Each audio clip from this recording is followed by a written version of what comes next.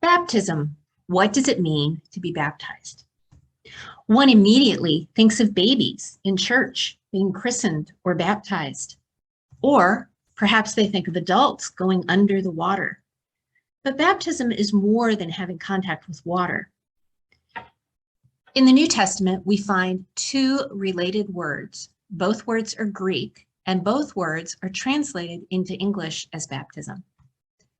The first word, bapto, means to wash, to dip, to cleanse.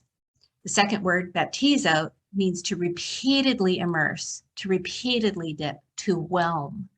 They have very different meanings.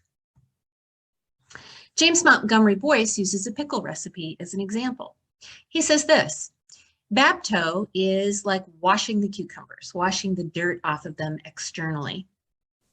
Baptizo is submerging them for a long time in the vinegar, where their character is changed. They're changed from cucumbers into pickles.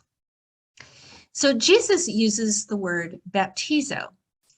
He means that baptism is not just an external washing like the cucumbers, but rather is an internal change, like turning a cucumber into a pickle.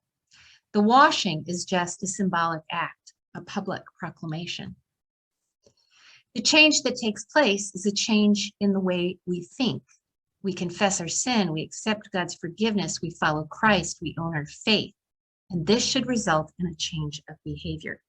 So baptizo is more like the change that happens to the cucumber as it changes into a pickle. We need to remember that it is Christ that provides the mechanism of sin removal through his death on the cross, and God who forgives the sin. Water is unable to do either of these things. Question is, do we baptize infants, adults? Do we sprinkle, submerge? I think that none of that really matters once we understand that Christ is talking about that internal transformation, and the outward washing that is part of the rituals we conduct in churches is simply symbolic. An infant baptism is simply a promise made by the parents that they will raise their child in the faith. An adult baptism is a pledge of commitment.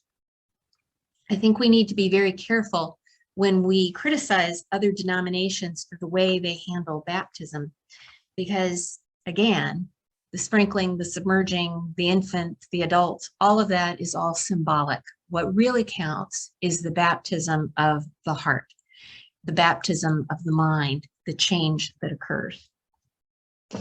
So baptism can be the act of sprinkling with or immersing in water as a symbolic act of one's commitment to Christ. But Jesus speaks of it as an immersion of the mind, where one acknowledges sin, follows Christ, accepts forgiveness, and undergoes an internal mental change.